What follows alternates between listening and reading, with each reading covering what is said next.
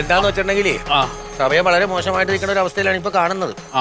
അപ്പൊ വേണ്ട രീതിയിൽ കാര്യങ്ങളൊക്കെ ചെയ്യുക, ആൾക്കൂട്ടങ്ങളുള്ള സ്ഥലത്ത് പോകാതിരിക്കുക, മാസ്ക് വെച്ച് മുന്നോട്ട് നടക്കുക, അകലം വലിച്ച് വീട്ടിൽ തന്നെ കഴിയുക. പിന്നെ ആരോഗ്യത്തിൽ ഒരു ശ്രദ്ധ വേണം. ശരീരം വലിച്ച് വായു ആഹാരങ്ങളൊന്നും കഴിക്കരുത്. ആഹാരം കഴിക്കുന്നതോടൊപ്പം തന്നെ ശരീരം വേർക്കുന്ന തരത്തിൽ എന്തെങ്കിലും ഒരു വ്യായാമം കൂടി ചെയ്താൽ നന്നായി. ഞാൻ ചോദിച്ചോട്ടെ, ഈ ആവി പിടിക്കുന്ന ചെയ്താലോ?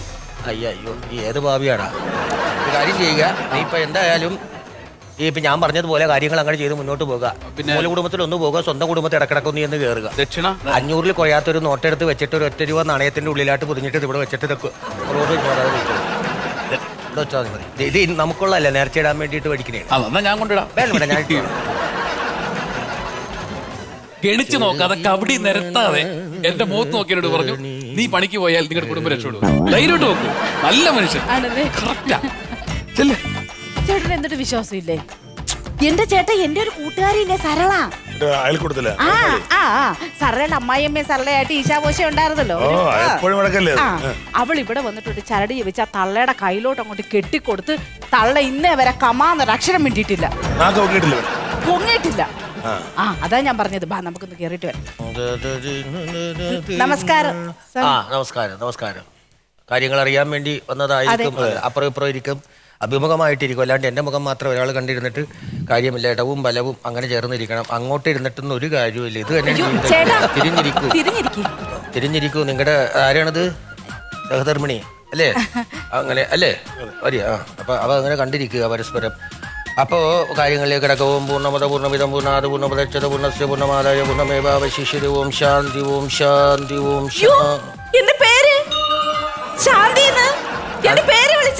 ശാന്തി എന്നല്ലേ? അത് മാത്രം അറിഞ്ഞേച്ചാ മതി.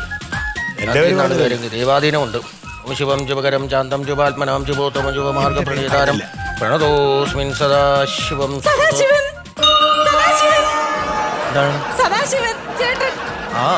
അല്ലേ? പിന്നെ വായും വിളിച്ചിരിക്കണ എന്തിനാണ്? ആണോ? സദാശിവനും ശാന്തി ദൈവാധീനം ഉണ്ട് കേട്ടോ.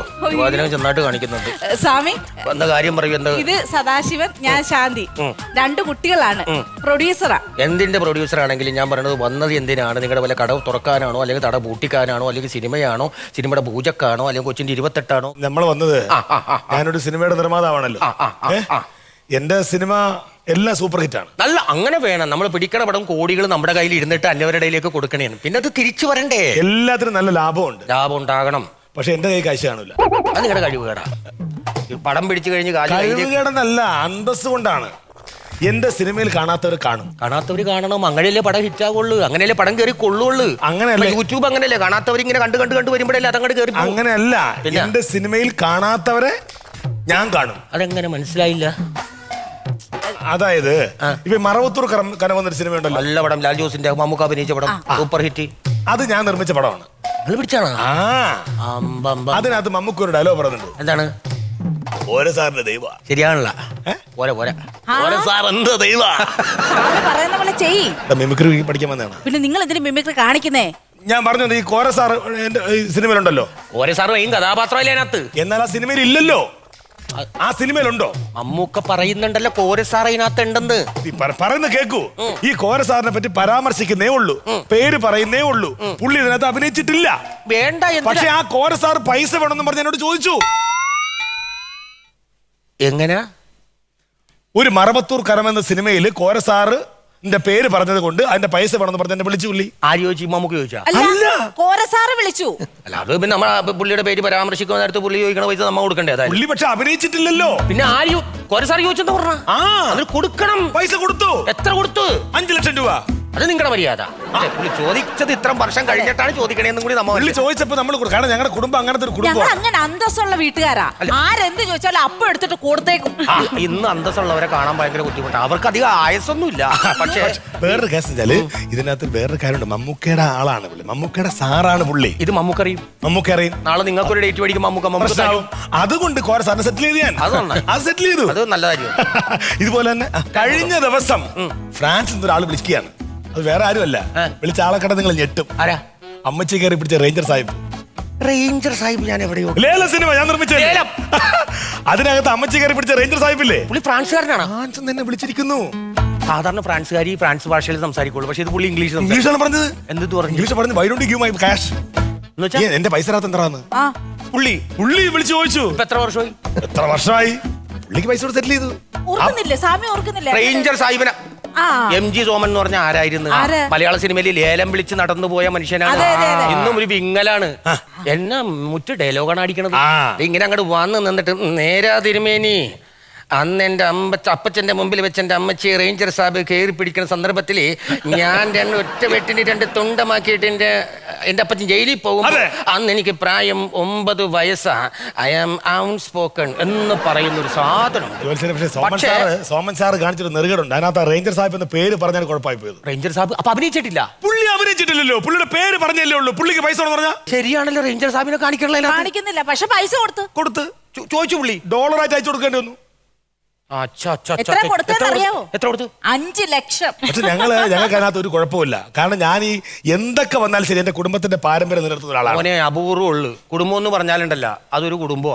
ഫ്രാൻസിൽ നിന്ന് വിളിച്ചു കഴിഞ്ഞപ്പോ കുറച്ച് ദിവസം കഴിഞ്ഞപ്പോ ഇല്ലത്തിന് വിളിക്കുന്നു. ഇല്ലത്തിൽ ആര് വിളിച്ച്? ബലിക്കല്ലേ തലയടിച്ച് വിളിച്ച ബ്രഹ്മത്തെ നമ്പൂരിപ്പാട് കോട്ടയാണ് എന്റെ പൊന്നു. 6-ാം നമ്പരല്ലേ അതേ വിളിച്ചിട്ട് നമുക്ക് തരാനുള്ള കാശൊന്നും തരാത്തത് മര്യാദക്ക് കൊണ്ടു തരിക, ഇല്ലെങ്കിൽ പിണ്ടം വെക്കും തന്നെ.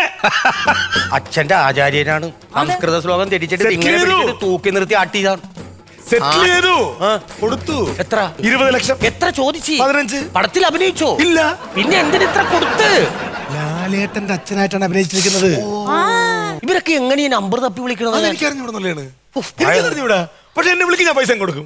അവർ അഭിനയിക്കാതിരിക്കേ. പക്ഷേ നിങ്ങളുടെ ഇപ്പോഴത്തെ ദോഷങ്ങൾ അനുസരിച്ചിട്ടുള്ള എന്റെ ഒരു കാര്യം ഞാൻ പറയാണ്. ഇതിപ്പോ ബാങ്കിൽ ആപ്പാടെ കുറച്ച് പൈസ ഉണ്ടായിരുന്നുള്ളൂ. പഞ്ചഭൂതങ്ങളാത്മകമായിട്ട് നിൽക്കുന്ന സമയമാണ്. പഞ്ചഭൂതങ്ങൾ എന്ന് പറയുമ്പോൾ ഭൂമി, ജലം, അഗ്നി, വായു, ഗഗനം. അതെന്ന് പറയുന്നത് പഞ്ചഭൂതാത്മാക്കളെല്ലാം കൂടി എടുത്തിട്ട് ഒരു പഞ്ചാഗ്നി ഉണ്ടാക്കിയിട്ട് നമ്മൾ പഞ്ചശിരസിൽ അതിനകത്ത് ആവാഹിച്ചെടുത്തിട്ട് ഈ പഞ്ചാംഗം വായിച്ചിരുന്നിട്ട് പഞ്ചാഗ്നി മധ്യേ തപസ്സീധാരും എന്നൊക്കെ പറഞ്ഞ് നമ്മൾ കേട്ടിട്ടില്ലേ? അതേപോലെ ഈ സകല ദോഷങ്ങളെയും ആവാഹിച്ച് ഇതിനകത്ത് തടച്ചിട്ട് നമ്മൾ പോയില്ലെങ്കിൽ അങ്ങനെ 5-ൽ അവസാനിക്കില്ല. ഇതിപ്പോൾ എന്താന്ന് വെച്ചിട്ടുണ്ടെങ്കിൽ ഇതണ്ട, ഇത് 3-ൽ 4-ൽ ഇങ്ങനെ നിൽക്കുന്ന സമയത്ത് ഒറ്റ ആനായിട്ട് ജഗദന്തം, മഹാകായൻ, തപ്തകാഞ്ചന, ഒറ്റക്കൊമ്പനായിട്ട് നിൽക്കുന്ന ഒരാൾ കൂടിയുണ്ട്. അത് മലയാളിയല്ല, അന്യഭാഷക്കാരനായിട്ടാണ് കാണുന്നത്. അയാൾ ഇപ്പോൾ നിൽക്കുന്നത് തമിഴ്നാട്, കർണാടക, ബോംബെയിൽ വന്ന് നിൽക്കുന്നത്. ഇപ്പം ആര്? ഒരാൾക്കും കൂടി എന്തോ കൊടുക്കാനുണ്ട്. അതും കൂടി ഒരാൾക്കും കൊടുക്കാനുണ്ടല്ലേ. പിന്നെ ഞാനിത് പറയേണ്ട കാര്യമില്ലല്ലോ. നിങ്ങൾക്ക് വിശ്വാസം ഇല്ലെങ്കിൽ വേറെ എവിടെയെങ്കിലും പോകും. ഇനി ഒരാളും കൂടി ഉണ്ട്. ഒരാളും കൂടി വന്ന് നിൽക്കുകയാണ്. അതെ, ആരാന്നൊന്ന് ഗണിച്ച് പറ. ഗണിച്ചെന്ന് പറഞ്ഞിട്ടുണ്ടെങ്കിൽ ഇപ്പൊ കിടക്കണത് സൂര്യൻ ചന്ദ്രൻ എന്നാണ് നിൽക്കുന്നത്. ചന്ദ്രൻ ഉദിക്കുന്ന ദിക്കിൽ ചന്ദ്രഹാസം, ചന്ദ്രഗ്രഹണം, ചന്ദ്ര വെച്ചിട്ട് എന്തെങ്കിലും പടങ്ങള് ആരുടെ പടമാണത്? എന്റെ പടം അതല്ലേ കിടക്കണത്. അതിനകത്ത് ഒരാളുണ്ട്. എല്ലാരും സെറ്റിൽ ചെയ്ത് നമ്മള് അതിനകത്ത് ഒരാൾക്കും കൂടി പൈസ കൊടുക്കാൻ പുള്ളി ഇപ്പൊ ഗതികേടിലുവാ. അപ്പൊ അത് വെച്ച് നോക്കുകയാണെങ്കിൽ ഇപ്പോ യഥാർത്ഥത്തിൽ ഇങ്ങനെ കാണിക്കുന്ന വെച്ചിട്ടുണ്ടെങ്കിൽ ആളെ നമുക്ക് ഗണിച്ചെടുക്കണം എന്ന സംഭവങ്ങളെല്ലാം ചെറിയായിട്ട് എടുക്കാം. ഒന്ന് മാറിലേക്ക് മാറി നിൽക്കുമ്പോ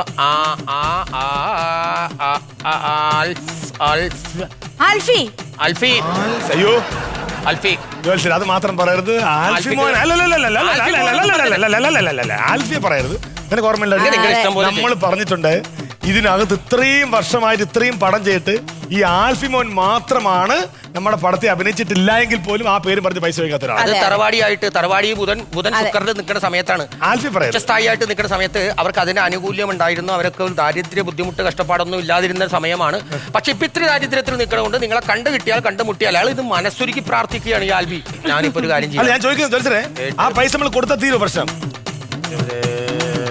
98,47,256 നമ്പർ കാണുന്നത്. ആകെ 2,500 രൂപയുള്ളൂ. 2,500 രൂപയുള്ള ഞാൻ പറയണത്. ആ നമ്പറിൽ വിളിച്ചിട്ട് ആൽഫിയോട് സംസാരിക്കും. അല്ലാണ്ട് പിന്നെ വേറെ ഫോൺ നമ്പറാണോ പറഞ്ഞത്? 98,47,000 നമ്മൾ അങ്ങനെയല്ലേ ഗണിച്ച് പറയുള്ളൂ. 98,47,236. 236 വിളിച്ചു നോക്കാം. ആൽബി അല്ലേ എന്ന് ചോദിക്കും. തെറ്റാൻ സാധ്യതയില്ല. തെറ്റാനുണ്ടെങ്കിൽ ഞാൻ പറഞ്ഞത് ഒരു ചാൻസും കൂടി കളയരുതട്ടാ. ദക്ഷിണ തന്നെ പോകരുതേ. ഇതോടുകൂടി തീരും. നിങ്ങൾ കൊണ്ടാൻ നോക്കും. ആൽഫി പൈസ പോകരുതേ. ആളെ കിട്ടിക്കഴിഞ്ഞാൽ ആ വഴി നടന്ന് പുറത്തേക്ക് പോകരുതേ. പുറത്ത് റേഞ്ച് ഇല്ലാത്ത കിട്ടണ്ട. ഹലോ ആൽഫി ആൽഫി माने प्रोड्यूसर मामना कैसा है? हाँ कैसा ठीक है? पैसा तरान वापस पैसा 2,50,000 എത്ര ലക്ഷം? चंद्रलेखा प्रतिफल है അല്ല ചന്ദ്രലേക്ക് മോ ഇല്ലായിരുന്നല്ലോ, മോ അഭിനയിച്ചില്ലല്ലോ. मैं आंख नहीं है मेरे पैर नाम नाम है റമനെ, അതായത് ഞാൻ പറഞ്ഞത് മോ അഭിനയിച്ചിട്ടില്ല, അപ്പൊ പൈസ വേണോ? पैसे വേണം എത്രയാ? 2.5 ലക്ഷം. 2.5 ലക്ഷം കൂടെ കൊടുക്കാൻ, അതുകൂടെ തീരുമെങ്കിൽ പിന്നെ കുഴപ്പമില്ല. തരാം മോനെ തരാം. നീ എവിടെ വരും? ആ നിങ്ങളെ പുറകിലുണ്ട്, തിരിഞ്ഞു നോക്കൂ. നിങ്ങളാരാ? मैं हूं आल्फी.